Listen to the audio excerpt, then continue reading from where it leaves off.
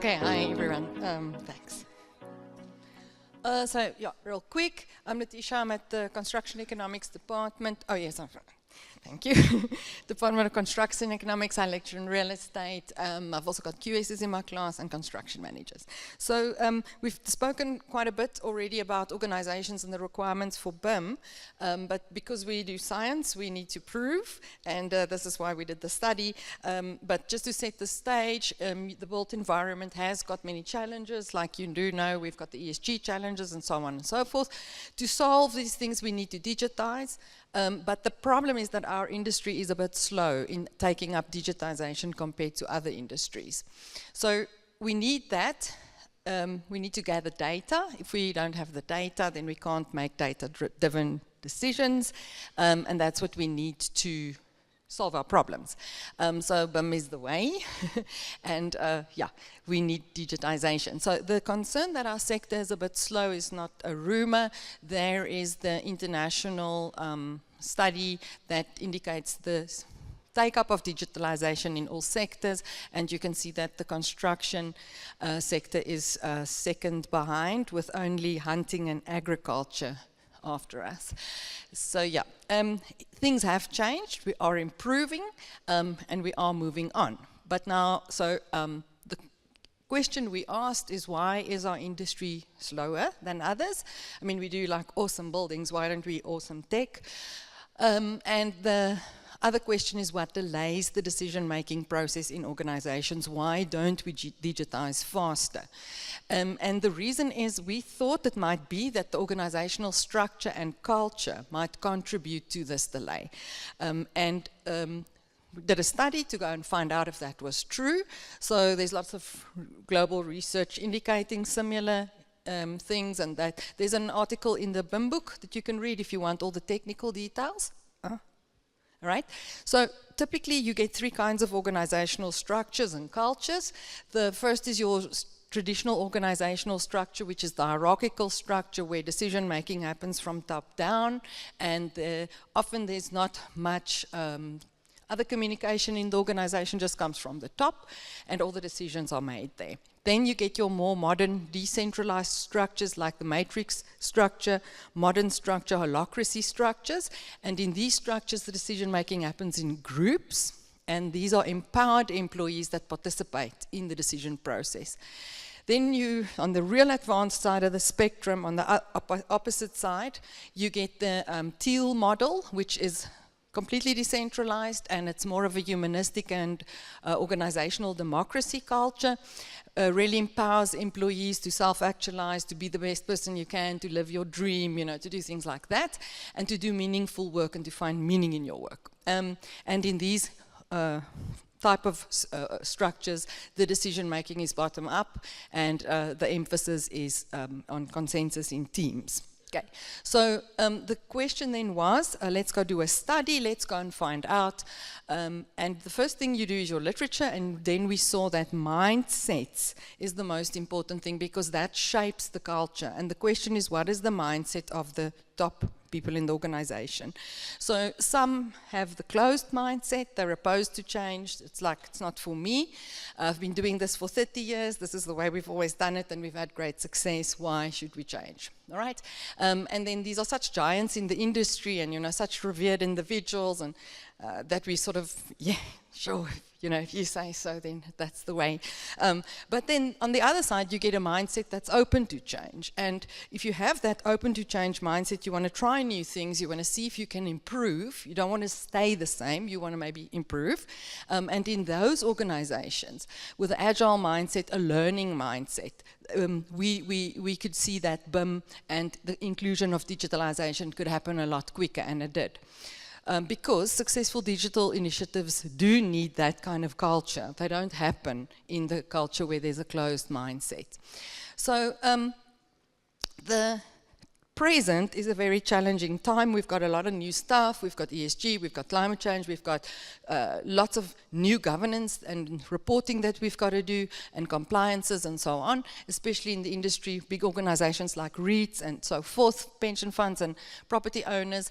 And the question was, during these times of rapid change, what was found is that if it's an organization that has a mindset that's close to change, what they do is they typically just keep on doing things the old way. They literally are opposed to trying anything new.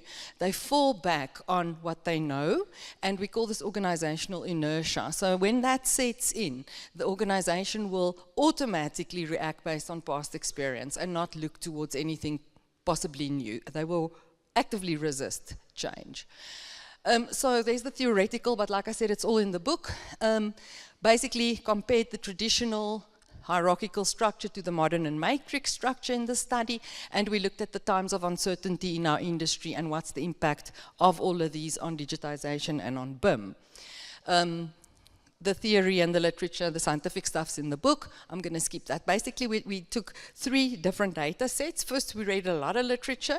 Then the 3 different data sets. The first one was interviewed the top organizations in the South African property sector. So 2 of the top 5 REITs on the stock exchange, the biggest property developer in the country, the biggest property financier in the country, and the biggest property estate agency in the country as well. Most of these are international players. They are, well, all of them international. They have branches in other countries, Europe, Africa, and so forth, but they are South African based. Then we looked at the software, the digital software that these companies had successfully implemented. And there's the companies, some do this one and that one, this one, so you can see the arrows go all over the place. But the types of software, there was a construction and project management ecosystem, so this is like really big. Then there was a property management ecosystem, which was equally big. Automated valuation systems, access control, parking management and security systems, and then precinct management application. So that's the software. Then we came on the other side and we also spoke to the developers of that software, those who were instrumental in bringing the software to the property owners and motivating them, persuading them to buy that software. So in other words, looking at the coin from both sides of the decision-making process and of asking about the culture of the organization and their structure. Okay, and then that was triangulated, these 3 data sets, and then after analysis, some serious number crunching, that was then substantiated again against the literature. Okay, results were, as expected, the traditional hierarchical structures were declining in South Africa, whereas the modern, more matrix-type structures, holacracies, were increasing well, everywhere in the country, and that's where interdepartmental teams work together. They don't work in silos anymore. They jump over the road and they work together. All right, so the interesting thing was that the structure and the culture was very inseparable. People don't distinguish between them, and the organizational size didn't matter. From small organizations that were very hierarchical up to really large ones that worked more in a modern fashion. So on the traditional side, there we found delays in decision making, which impedes data-driven decision and BIM implementation. On the other side, the organization's modern expedited decision making and promoted data-driven decision making and BIM. So the traditional structure has a few disadvantages. The first thing is that the executives are, we found in these companies, often very resistant to change. They don't want to try new things. They want to cling on to their old way of doing things. And that promotes proposals for digital initiatives like BIM are often stifled. It's like, that's not my thing, don't come with me with that nonsense, this is the way we've always done it. So that was a disadvantage. Cumbersome processes, bureaucratic structures like that with multi-layer decision making and approval levels and so on, you lose momentum. You lose, and it becomes frustrating, the drive just disappears and the decisions don't get made. So these are rigid structures, lots of red tape. Then the undervalue, organizations that undervalue their employees, that do not realize that, you know, technology is expensive, but actually your most expensive asset still remains your people, you know. And what you invest in them, if you appoint the right people, then listen to what they say. They are your most valuable asset. Don't tell them, but hear them. all right?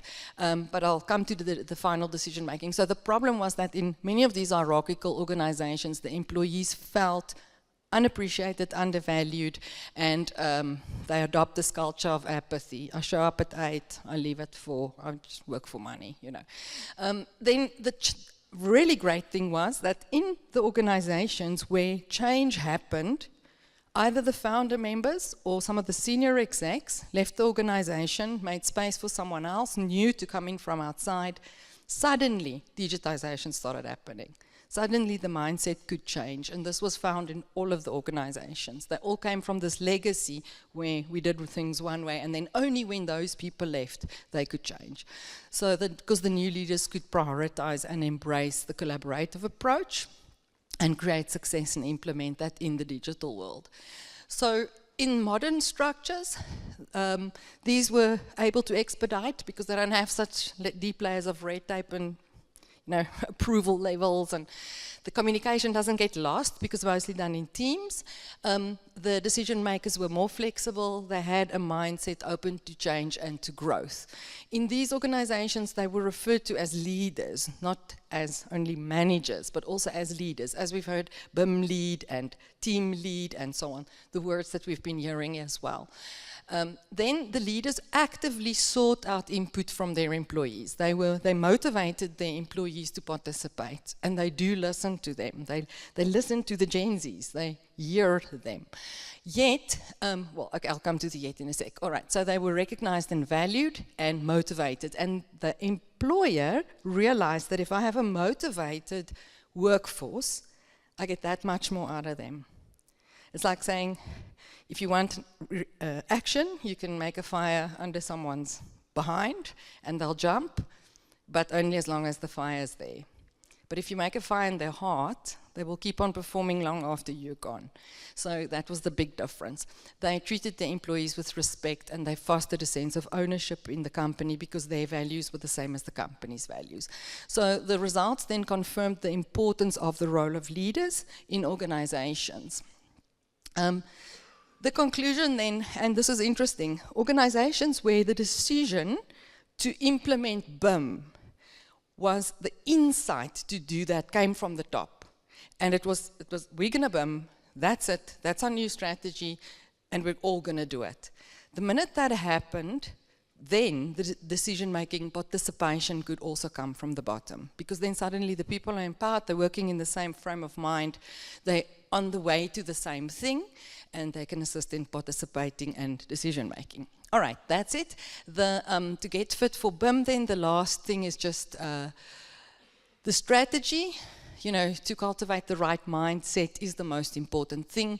To produce a shared vision, to get your practices in place, and to practice together. There's lots of literature references. And the structure is definitely going to reconsider. If your organization is a deep layered hierarchy, it's much more inefficient. So you might want to consider changing that as well, to transform to another type of organizational structure. So in the culture side, I've actually spoken enough about that, but it's leaders at all levels. It's not just top-down, leaders at all levels. Practice participative bottom-up decision-making and emphasize employee well-being. It's really, really important to not stifle the creativity of your employees. And then the employees and not staff or technology is your most important asset. Everybody can buy the same technology, depending on what you can afford, but technology is there for all of us. But not all organizations have the same people. So that's what gives you that cutting edge from one to another. Okay, and then actively encourage people to share ideas at all levels. Oh, one case study, Pepkor Group. Pep stores, Ackermans. All right, so guess who is the largest seller of cell phones in South Africa? They are. And how did this happen? Well, 2 of their employees in the shops said, why don't we sell cell phones? They said, oh, okay, let's give it a shot. There they are now. So if you listen to your people, it makes a difference. Thank you very much.